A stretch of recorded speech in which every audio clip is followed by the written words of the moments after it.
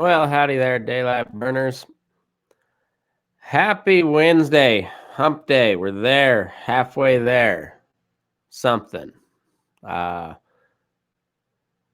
yeah, about a week out from Thanksgiving. Um, Day number 943 of the 2020 presidential election. Got a news podcast for you today, and but I'm not going to cover the pressing topics because well, not much changed. Trump is fighting the election results in court.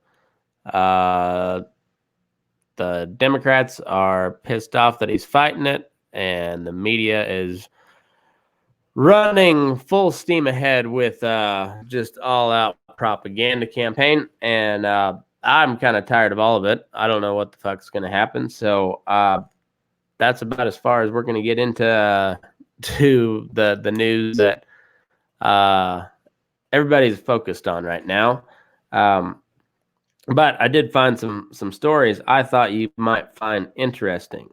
But I guess going along with the presidential front, there is a mask maker in Japan has had a peaceful transition of power from the rubber Trump face mask to the rubber Biden face mask. Been no issues there. They don't really care about the results of the election. All they know is they've seen a sharp uptick in the number of Biden masks bought. So I guess they're planning on pumping out about another 25,000 of them by the end of the year. So good for you, Japan. Good for you. On the Black Lives Matter front and social justice and police brutality and all that, policeman, Puerto Rican cop, and not I'm going off of his ethnicity as well as his location. He's literally in Puerto Rico. Steals $1,300 worth of goods from a San Juan Home Depot while in uniform. So this fellow, he goes in and I wonder how many guys he's arrested for shoplifting. But he goes in and makes off with about $1,300 worth of stuff. Apparently, they noticed the stuff missing in this San Juan Home Depot, and they checked their security footage, and they found this fella, and he has been, I believe, placed on administrative leave as per usual. And it seems like his defense is going to be he did it in support of Black Lives Matter, because he's going to crush protesters by day and then show solidarity by night, involved in a peaceful form of looting. I made all that last part up, but he should use it as his defense. It might work. Probably get off scot-free nowadays. Yeah, $1,300 worth of stuff while he's wearing his cop uniform. Further on down the line, a little farther north, back here in the continental U.S., Puerto Rico is a territory, I guess. I've known this for a while. Not that I just found this out, but yeah, so they're U.S., but they're not. They can't vote, or they can vote, but they don't have any say in the legislature. It's weird. Weird how that works. But anyway, back into the real U.S. of A. A little farther north, in Wisconsin. Apparently, it was on kind of the Wisconsin Minnesota border. I don't recall the name of the town.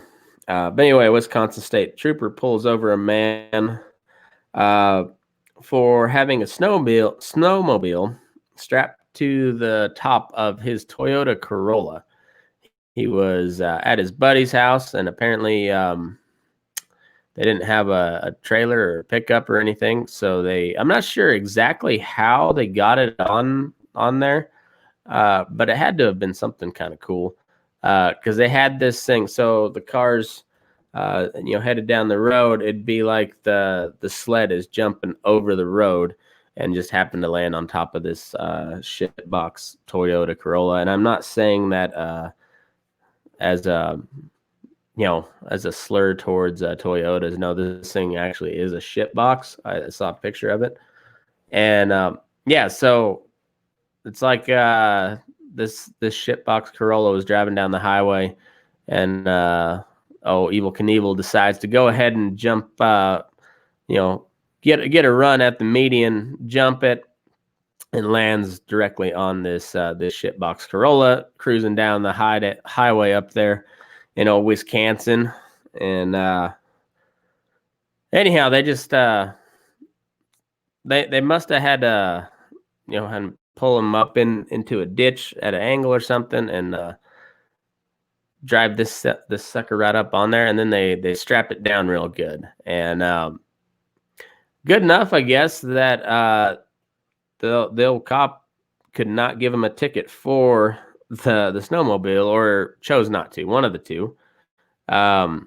Gave him a warning, and but then he went ahead and gave him a ticket for not wearing a seatbelt. You've got a snowmobile ratchet strapped down to the top of your piece of shit Corolla, and was unable or unwilling to find any violations with that. But if you're gonna strap your fucking snowmobile to the top of your Corolla, wear a goddamn seatbelt. Jesus Christ. Oh, Wisconsin. I'm just going down the road to my pal's house. We got the sleds tuned up, but the old diesel won't start. That's my best Wisconsin accent. Anyhow, going back across seas to the land of Turkey, since we got Thanksgiving coming up. As you know, the Pilgrims, they originated from the country of Turkey, came across the Bering Land Strait to what is now modern day Maine, and established Roanoke. And to celebrate all that, 3 artists, I guess is what they call themselves, immigrated back across the Bering Land Bridge, and went back to Plymouth Rock there in Turkey, Istanbul to be precise. And they decided to commemorate this, this historic passage and trek to, settle the new world, with the celebration of Thanksgiving. And they decided to commemorate this by building the world's certified Guinness Book of World Records certified world's largest balloon dinosaur sculpture. They made it over there in Istanbul, right there on Plymouth Rock. They used roughly 150,000 biodegradable balloons. That is the important part. If there's one thing we all learned in elementary school, is that the Pilgrims loved biodegradable shit. And anyhow, I looked that up just out of awe for this momentous occasion, and to put a number figure. I mean, you can't really put a figure on sheer greatness and just spontaneity and creativeness and just brilliance. Really, it's hard to put a dollar value on that. But as far as what their time's worth, it's priceless. But materials alone, if you go on Amazon, you can get a pack of 120 biodegradable balloons for about $7.99, and 150,000. You need about 1,250 of those little bags to complete this project. if you were so ordained by God to do so. Hopefully, he also has ordained about 10 grand for you to get started, because that's gonna cover your balloon cost. I don't know how they got all these balloons to stick together. I'm guessing a whole fuckload of Scotch tape. But anyhow, so that's gonna run you a little, that's gonna run you a pretty penny as well. So we might be looking at 15K just in materials. But hey, this is to commemorate the pilgrims coming from Plymouth Rock there in Istanbul, Turkey, across the Bering Land Bridge, and settle in modern day Maine or Kentucky. I forget which one it was. Anyhow, they're at Roanoke, and 15,000. I think it's a small price to pay to commemorate such a Thanksgiving celebration 1,700 years later. Yeah, I would like to, I got headphones on, but tip of the hat to these fine artists by the name of Guido Verhoff. That is a real name. That is a real Italian German. I think Guido might just be a nickname. Maybe he just looks Italian. He's also an artist, so it might be done ironically. It might be done unironically to be ironic. I don't know. With sheer brilliance like these fellas, we would not understand the motives behind such a name as Guido. Also, Bahar Balasan. He sounds like he might be from Turkey. He's probably descendant to Pocahontas' husband, John Svenvish or Standish, Miles Standish. That's who it was. The original Turkish explorer. And of course, Willie Monroe rounds out the trio. Willie Monroe, he's probably from Vermont, if I had to guess. But he probably heard about the historic landing at Roanoke there on the Mississippi River, and it probably inspired him. I mean, it inspires me right now. And what also inspires me? Stetson Ranch beef. It's prime every time. It's delicious. It's nutritious, and it's raised by some of the best people you ever meet in your life. Stetsons are located up there in Fromberg, Montana. They're a multi-generational ranch family working on building a legacy type outfit up there in southern Montana.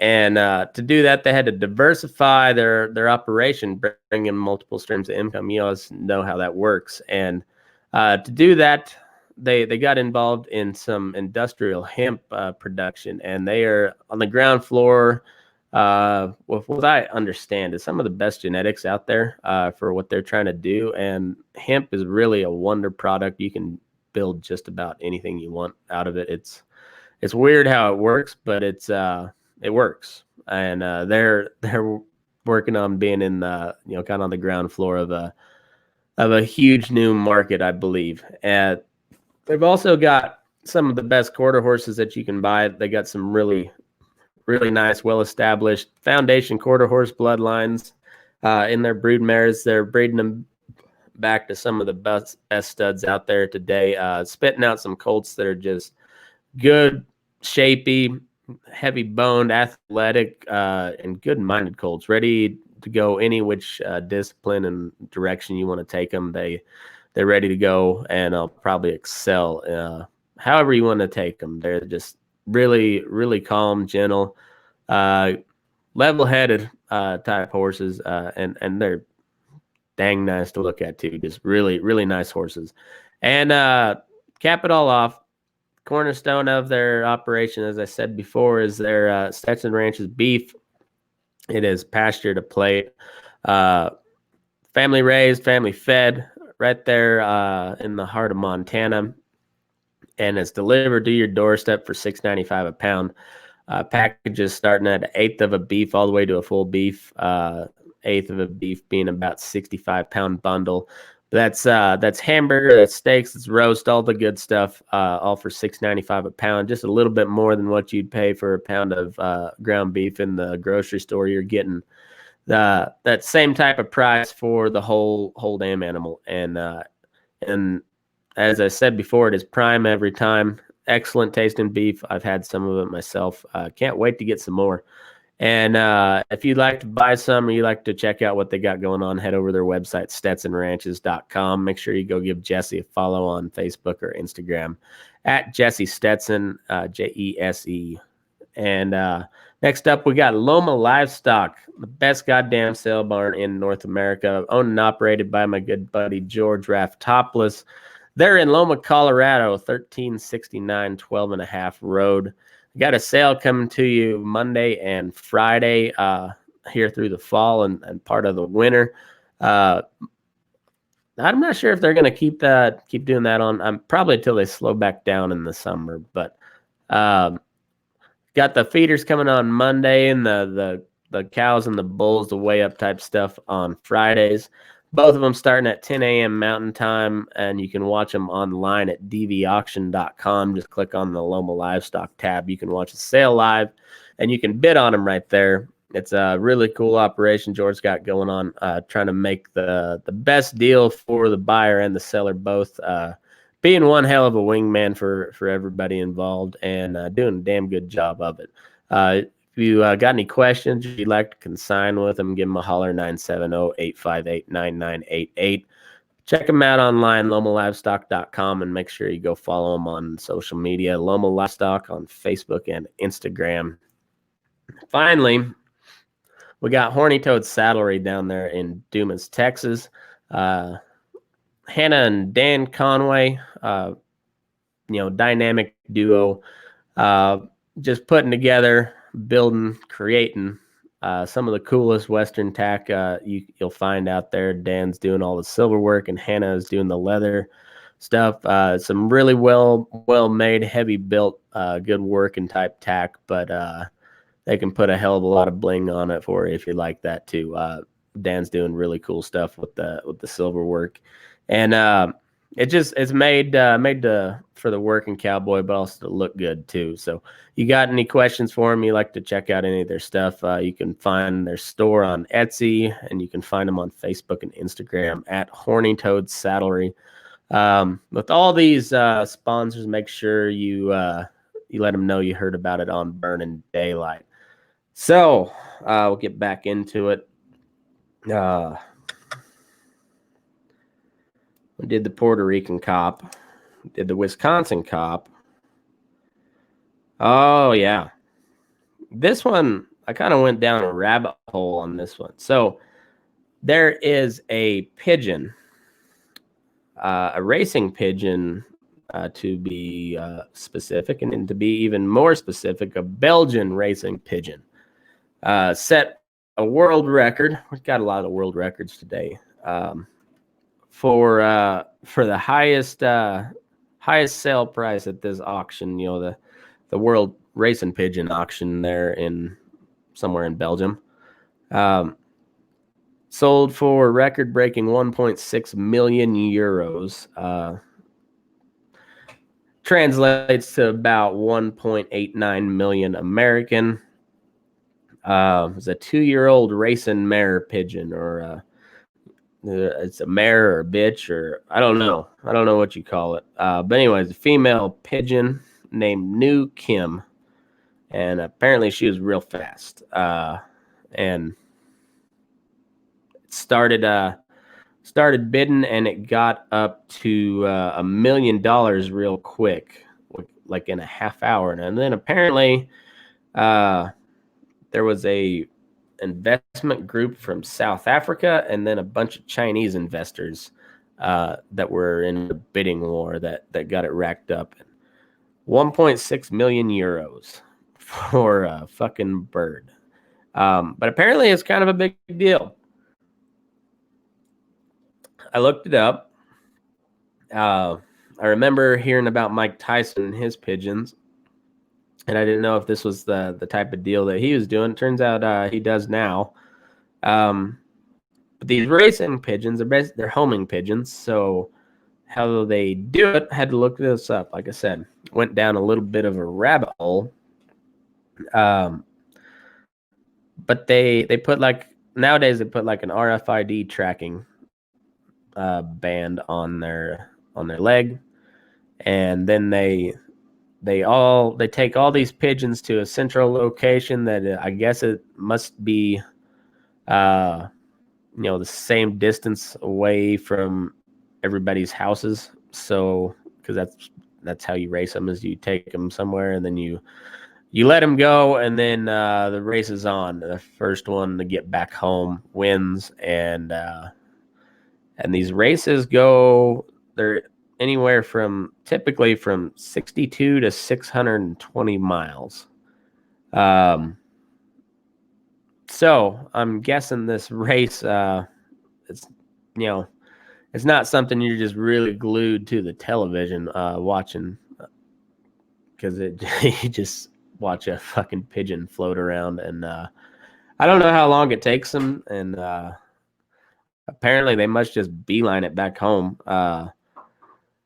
But there's I just searched racing pigeons. I was gonna say I Googled it, but I didn't use Google. I Googled it using DuckDuckGo, which, if you guys don't know about DuckDuckGo, they're not sponsor or anything. It's just it's a search engine just like Google, but they don't track you. So allegedly, anyways, who knows? But anyhow, we know that Google tracks the shit out of us, so I use it whether it makes any difference or not. But I Googled racing pigeons, and there is an American Racing Pigeon Union, which must be like the main association for people that race pigeons competitively. And they've got a page on Facebook with 14,000, almost 15,000 followers. So yeah, they've got more followers on than the Burnin Daylight page does. So kind of a big deal, these racing pigeon guys. I looked up their rules, and holy fuck, is like if you were to print it out and stack it up, I mean, you're talking like a good 7 pages worth of rules, which seems like a lot to race pigeons. It's way more than 7 pages. I don't know. It's a bunch. But apparently these guys are serious about it. And then I wonder if we're like the American Racing Pigeon Union. I wonder if that's like the Major League Soccer of racing pigeons, like where the best of our best soccer players would never cut it playing in Europe, because fuck soccer. This is America, damn it.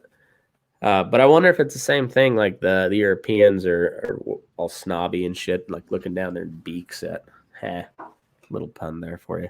Looking down their beaks at the Americans, like, oh, look at them with their lower class pigeon breeding. And then they just they're like the bad guy ski instructor from all those corny 80s movies.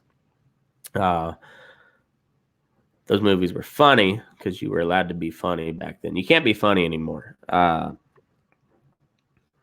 Now, that was another thing I was going to talk about. This this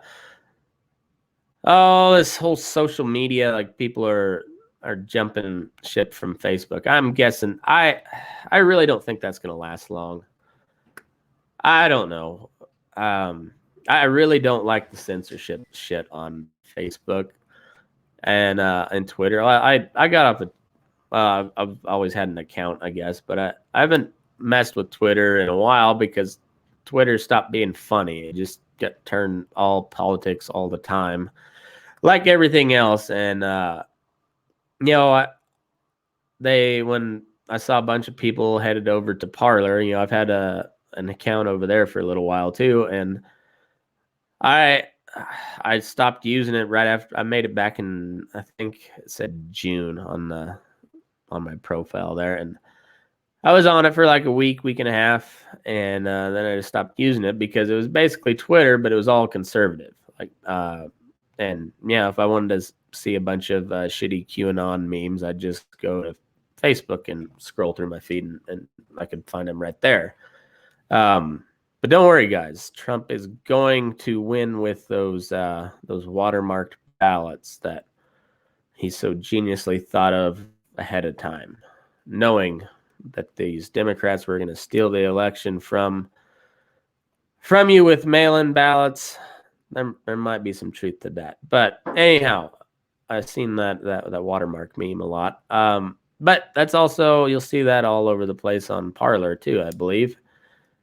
And man, I just want some place to laugh. That's what I like about the bull session group, which I don't know.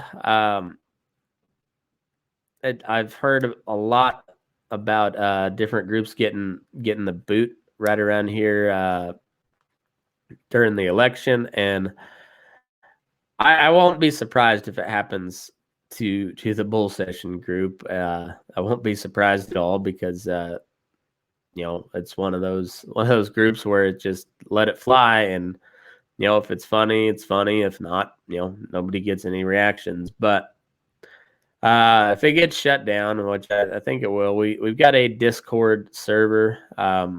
Still trying to figure out how all of that runs, but it's basically just like a chat room, and there's no. It's not run by Facebook yet until Facebook buys it, but we'll cross that bridge when we get there. In the meantime, it's unlike Facebook. I don't have to approve all the posts, which I don't like doing that. The whole reason I created was the bull session was to see everybody else's fucked up memes, and I don't want to have to go through the process of approving them. I just want to scroll through and laugh. So this Discord deal, there's no, the link is in the bull session group. It's right at the top. Click on that, and you can just post whatever. And we've got a couple different channels. There's one just for memes. There's cowboy shit. There's one for political rants. So if you choose to do that, there's a spot for it. And I don't know. See if how that turns out. I just the bad thing about Facebook and Instagram is you can't get rid of them because their product is really good. But at the same time, they're kind of pieces of shit. So it's and if I wasn't doing this podcast deal, trying to get it out to as many people as I could, I'd probably just kind of back away from social media in general because it's not funny anymore. And but I guess maybe that's where we come in. We just shit post all the time, and if it's funny, we'll throw it out there. So I don't know, but there's I don't know. I don't know what's going to happen with the social media stuff, so I'm going to try to keep my options open. So all these new social media platforms, as they pop up, I'll create an account. If it seems like it's worth putting any time into, I will. It seems like there might be something there with Parler. Sounds like you got some people dumping a shitload of money into it to make it better. So that's a good step. But I don't know if it's just going to be right-wing Twitter. I'm not really interested because I could go to right-wing Twitter and do the same thing. Except, I don't know. I'm tired of. I like watching politics. I hate hearing everybody else's opinion about it that tunes in for 3 weeks every 4 years and becomes an expert on it. I don't know. Keep sending memes to either the bull session or the Discord or even shit. Just message them to me. I don't know. Make me laugh. That's the only thing I can figure out through this whole deal. Maybe take up pigeon racing. Why the fuck not? But I I guess on that that point, I think I mentioned it, but apparently Mike Tyson did get into racing pigeons. I don't know if that was when he was a kid or if that when he got some money and started buying them. But anyway, apparently he's still big into pigeons. But more on the animal front, there is a woman from New Hampshire that was arrested and had a possum and an alligator confiscated from her.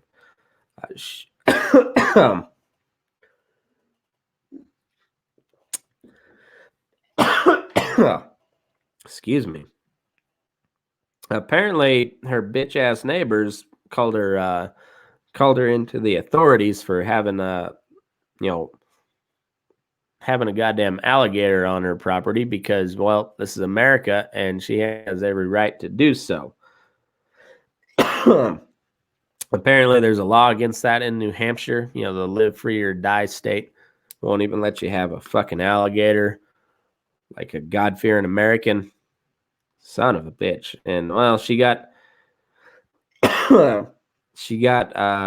arrested and charged with illegal possession of the animals. I really really hope on her ticket it says charge, under what she's being charged with, it says illegal possession of a possum. And I would frame the fuck out of that and hang it front and center for everybody to see. I might just make copies of it and just hand them out on street corners and stuff. Illegal possession of a possum, and maybe make it into a meme where it's like did you ever see the Ben Shapiro Thug Life deal where he'd when he would own one of these super woke lefties on a college campus, and then it'd like freeze frame and it'd say Thug Life and it like superimpose the sunglasses and the backwards hat over, and but it'd be like that. You just hand out these flyers that says illegal possession of a possum and then Thug Life. Just walk off. That's what I would do, but I don't live in New Hampshire, and I'm not sure where you would find a possum. They probably all just grow on trees there in New Hampshire. I'm not sure. Anyhow, what a travesty. Red-blooded American patriot gets arrested for having an alligator on their own goddamn property. This is egregious. Shouldn't stand. Anyhow, I'm sure there's a defense fund for that lady somewhere on GoFundMe. If I find it, I'll post the link. And then finally, final story of the day. Actually, hold on. I need to talk about the small business of the episode. I forgot to do that earlier. As you know, it is Small Business November. If you're new to the program, but you probably well know that thousands, hundreds of thousands at this point, small businesses have gone bankrupt, gone under, just closed their doors, and they're saying something like 40 or 60% of all of them will never open their doors again. And that's a travesty. And it looks like we got more fucking lockdowns coming. Man, these big stores can afford to go through these lockdowns, mostly because they got the infrastructure to just ship everything we need right to us. But these small mom and pop craftsman type people, they a lot of them have sunk their life savings into these businesses, and now they're just gonna go by the wayside. But I guess to do my part, and hopefully you guys do your part too. Support these small businesses, shop local, shop handmade, and there's people out there that could really use your business a lot more than Amazon or Walmart or Home Depot. So this episode, featured small business, is Partners Custom War Bridles, Mr. Parker Jordan. He's building war bridles with deer antler slides, and mouthpiece could be made out of paracord, rope, or leather. He's just a working cowboy. Happens to know how to make some cool stuff. I don't have a horse that's broken up. Well, I might be able to ride a war bridle on my Clara mare. Maybe I'll have to. I think I will. I'll have to buy one from this fella. But he's working cowboy. Happens to know how to make some cool shit, and he's trying to start this deal up. Maybe make some money on the side. So. Check him out on Facebook and Instagram, Parker Jordan, and yeah, if you like war bridles, he makes some pretty cool stuff. Looks really sharp with paracord and a deer slide. That was the one I saw that I liked. Anyhow, Parker Jordan, thanks for supporting the show, man, and yeah, go make sure you when you do your Christmas shopping. Support a small business, a local business, and help keep that small business economy going, because boy, they're having a tough time right now. Anyhow, the final story of the episode. This is breaking news.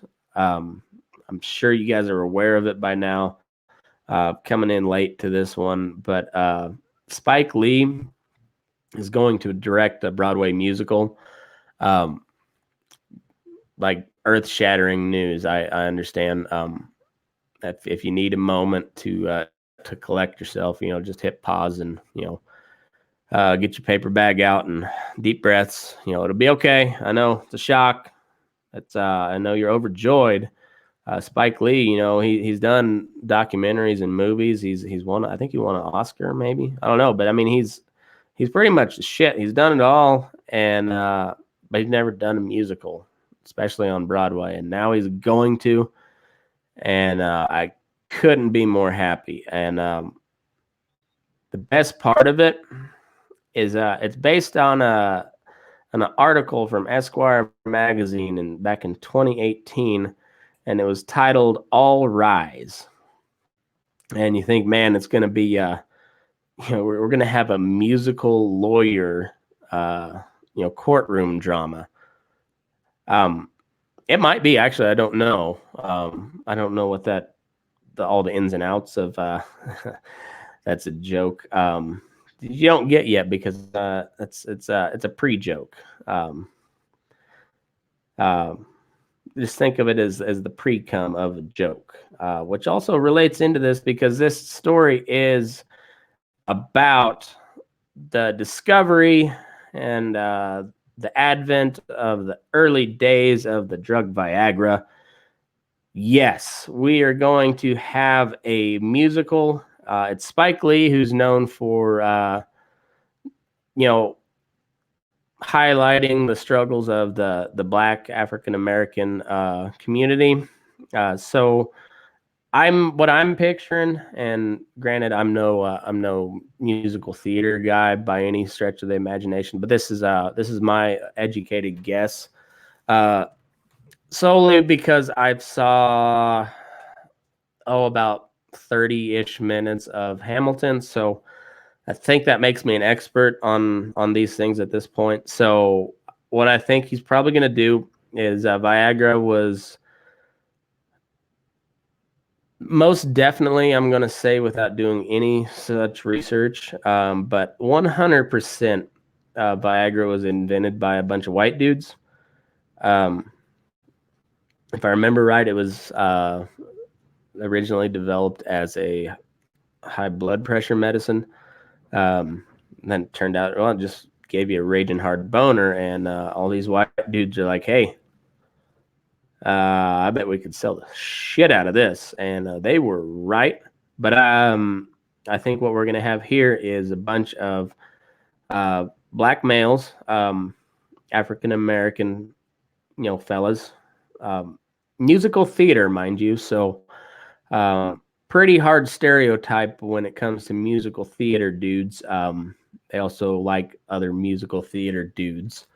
They're probably all going to be black. because it's Spike Lee, and we just aren't woke enough as a country, so they have to be black. Probably going to be gay, which makes this this production just so much more hard, pun intended. So you're going to have a bunch of like really jacked gay black dudes just walking around in white lab coats with raging boners. It'll probably sell a fuckload of tickets. You'll have a bunch of middle-aged white women just pouring White Claws down their neck and throwing dollar bills, y'all, up on the stage. Broadway won't know what the fuck hit it. And Spike Lee will probably make $1 billion from this. Yeah, so there you go. There is your dick joke of the episode. It was all just one running dick joke, but there's probably going to be a bunch of running dicks in a Broadway musical about the invention of Viagra. God bless Spike Lee, or something. Anyhow, thank you all for tuning in. I appreciate you coming to watch the show, listen to it, however you partake. I appreciate it, and yeah, it's been fun getting to know some of y'all. Coming back tomorrow evening, we'll be going live for the bull session. Got the boys back, and yeah, we're just gonna shoot the shit and have some laughs, have a few drinks. If you haven't done so already, I'm sure you all have, but go follow all the social media pages, Facebook and YouTube's Burnin Daylight. At Move Your Ass on everything else. That's Twitter, Instagram, Snapchat, Parler. Yeah, it's either Burnin Daylight, Move Your Ass, or Matt McKinley. Go find me. Make sure you go check out the website, burnin-daylight.com. Guaranteed to make you laugh if you go scroll through the bull session portion of that. Mr. Doug Weissman does an excellent job of keeping us thoroughly entertained with the dankest memes around, and working on getting some more content going on there, try to make a whole thing over on that end. Anyhow, go check it out, burnin-daylight.com. If you'd like to be featured in the small business for November, you can click on the button there, fill out a form, and I'll do an ad read for you free of charge for one episode. Anyhow, yeah, I think that's all I got. Y'all be safe if you're traveling here coming up. I know we're headed back to Colorado, and gonna enjoy some COVID restriction friendly family activities or something. Now we're just gonna have fucking Thanksgiving because we're American, and it's our goddamn right. And I don't know what the restrictions are in Colorado, but I can guarantee you I will be paying zero attention to any of them. We're going to have some beef. We're going to have probably a ton of whiskey, and we're going to have even more laughs, and I'm going to enjoy every minute of it. So we'll see you here tomorrow for the bull session, and we'll see. I don't know what I got going on next week as far as show goes. I'll try to put up as much as I can, but we'll see how that goes. Anyhow, I'm going to get out of here and get back at it tomorrow. So move your ass. We're Burnin Daylight.